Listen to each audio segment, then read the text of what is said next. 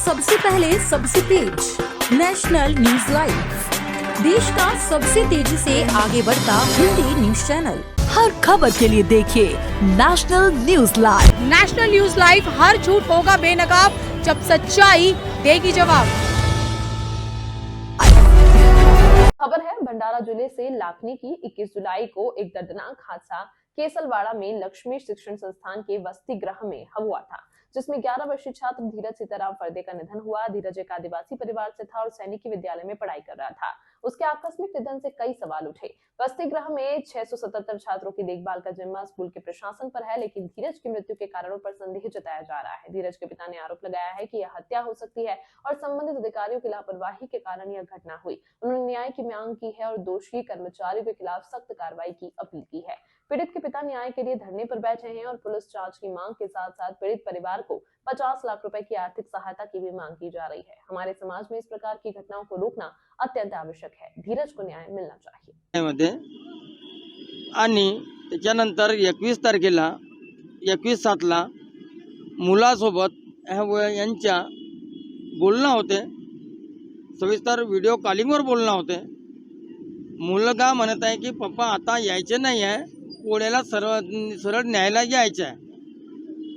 त्याच्यानंतर हा बोलणं झाल्यानंतर काही वेळातच मुलाची त्यांच्याकडे फोन येतो आणि मृत्यू पावल्याच्या सांगतात। त्यामुळे त्या मृत्यूवर वडिलांचा संशय असल्यामुळे त्यांनी धाव आमच्या संघटनेकडे घेतली। मी संघटनेचा महेंद्र बाबूराव तिरपुडे, मुक्काम टेकेपार माडगी, इथला रहिवासी आहे, तालुका भंडारा, जिल्हा भंडारा। मी त्या संघटनेचा सदस्य आहे आणि सोबत मी त्यांच्यासोबतच उपोषणावर बसलेला आहे। त्यामुळे त्यांच्या संशयास्पद असल्यामुळे त्यांनी त्या संघटनेकडे धाव घेतली आणि त्या संघटनेमार्फत आम्ही ते काम करत आहोत। सर्व काही मागितलं आजपर्यंत, माहितीच्या अधिकारात तक्रारी केल्या, माहितीच्या अधिकारात माहिती मागितली, पण माहितीसुद्धा पूर्णपणे काही मिळाली नाही, म्हणजे माहितीच नाही आहे। आणि चौकशी, पोलीस चौकशी अशी आहे की त्या पोलीस चौकशीमध्येही फक्त 2 पेजची माहिती लिहिण्यात आली आहे, जबकि ते पूर्णपणे चौकशी अहवाल सादर नाही आहे। सर्व शिक्षण विभाग असो, आदिवासी प्रकल्प विभाग असो, यांच्याकडे कोणत्याही प्रकारची माहिती नाही आहे। त्याच्यामुळे हे सर्वच काही संशयास्पद आहे आणि त्यांचा मुलगा जो मरण पावला तो मुलगाही मृत्यू त्यांच्या संशयास्पदच मृत्यू आहे। आपल्याला असं का बरं वाटतं की संशयास्पद आहे म्हणून? कारण असं वाटत आहे की मुलगा जेव्हा वडिलांसोबत बोलतो की पप्पा मला न्यायला फक्त पोळ्यालाच या, आता यायचं नाही।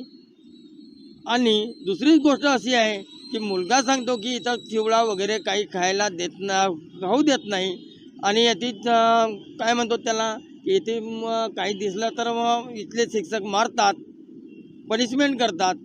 त्याच्यामुळे तुम्ही आता मला न्यायला या नको, तुम्ही सरळ पोळ्याच्या दिवशीच या। 21 तारीख हा गुरुपौर्णिमेचा दिवस होता। असं सुद्धा ऐकायला मिळालं की सैनिकी विद्यालयामधून काही मुलं याच्या अगोदर सुद्धा पळाली आहेत किंवा असं काहीतरी घटना घडली आहे। हां, असं काही आहे म्हणतात। आता आम्ही ज्या दिवशी आम्ही तिथं चौकशीला गेलो होतो त्याच दिवशी ब्रह्मपुरीवरून एक बाई आपल्या मुलाला घेऊन सोबत आली होती।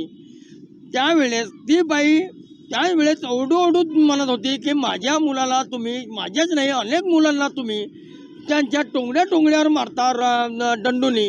ह्या टोंगऱ्यावर मारायची वस्तू आहे काय? दंडू काय टोंगऱ्यावर मारला जातो का? असं तुमचं प्रशिक्षण आहे का? किंवा शिक्षण असेच तर तुम्ही शिक्षण देतात का की मुलाला तुम्ही अपंग करण्याचा प्रयत्न करत आहात? बहुत चिल्लात होती ती, माझ्या मुलाचा ॲडमिशन नाही पाहिजे तर मला TC न्यायची आहे, ह्या शब्दामध्ये ते चिल्लावत होती आमच्याच पुढे। मुलांची इच्छा आहे की माझा मुलगा पडून गेला नाही आणि माझा मुलगा कुठून लवून मृत्यू पावलेला नाही। त्याच्यामुळे जे काही दोषी आहेत त्यांच्यावर दंडात्मक कारवाई व्हायला पाहिजे आणि दोषी कर्मचारी असो त्या अधिकारी असो त्यांना निलंबित करण्यात यावा।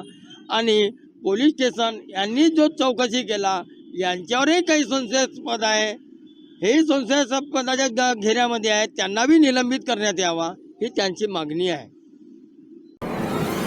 नेशनल न्यूज लाइव अब उपलब्ध है 1100 प्लस डिजिटल केबल नेटवर्क पर an android based DTH smart setup box सभी OTT प्लेटफॉर्म 24 घंटे लाइव देखिए हमारे सोशल मीडिया पेजेस पर। अधिक जानकारी के लिए विजिट करें www.nationalnews.live पर। टीवी नेटवर्क के सभी चैनल